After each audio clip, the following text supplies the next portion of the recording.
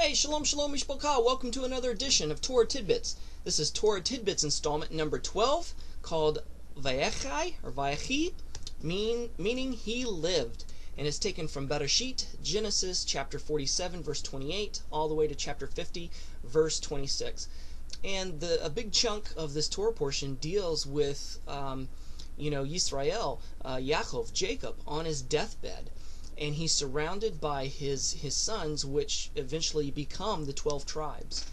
And he's on his deathbed. He's basically giving them their inheritance and a blessing. And a blessing wasn't just something that's said arbitrarily in Judaism, in Hebraic culture. It's a very serious thing. And if a blessing is not given with the pure and right motives and intent of the heart, it actually ends up becoming a curse. Case in point, Isaac and Rebekah. When Rebekah left, her family really didn't want her to leave, and they said, we bless you, may you have many children, blah, blah, blah, blah. Well, she ended up being barren because their blessing was not sincere. So, as the proverb says, that life and death is in the power of the tongue. Blessings are more than just and I wish you well. They carry weight. They carry creative ability. They create prophetic power when you speak something over somebody's life. And kind of put it in a secular connotation, just like with little kids. You tell a little kid, you're an idiot, you're stupid, you're a dummy, you're never going to amount to anything, you're not going to be worth anything. And these kids hear this all the time and enough. They're the ones who end up becoming the dropouts. They're the ones who end up becoming the drug addicts, prostitutes, drug dealers. They're the ones who end up becoming the serial killers. Because you know what? You prophesied over them that they're not going to amount to anything, and that's exactly what happens. But if you take these same kids, and said, I'm so proud of you. You may not have won this baseball game, but you did your very best, and I'm proud of you. You did well. Or, wow, you only got a C, but at least you passed. If that's the best you can do, great. I'm so proud of you. You can do it. Oh, wow, that's a beautiful picture. That's a beautiful painting. Always blessing your kids, telling them, how good they're doing, how great they're doing. Instead of picking out the bad things, instead of catching them being bad, you catch them being good.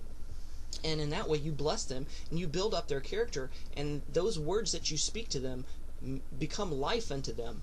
So, every time we bless our sons and daughters, according to Jewish tradition on Shabbat, we are shaping their future and speaking life into their tomorrow.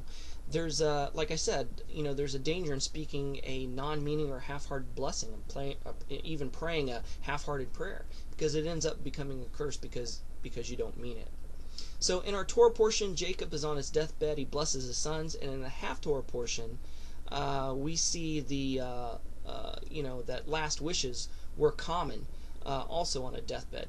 Where David basically took care of business when his son Solomon became king.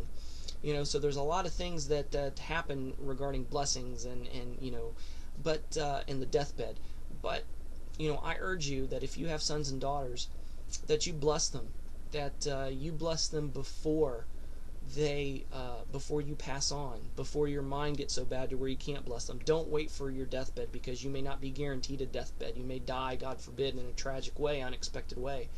And I think of my dad. Even though I was raised Christian, wasn't raised Jewish, my dad wasn't a man of many words. He was from the old school where men didn't speak much. They bottled up their emotion. But you know what? My dad did bless me, because he blessed me in saying, son, I want the best for you. Son, I'm so proud of you. Son, I'm proud of what you're doing for the Lord. And in this way, he blessed me. Because of his example and his legacy, that was his blessing to me. There were things that God has called my father to that he wasn't able to fulfill for whatever reason, and I inherited that calling. And I'm fulfilling that calling that was placed upon his life. It was passed down the baton. The torch was passed to me. So blessings are very important. They speak life into those around us.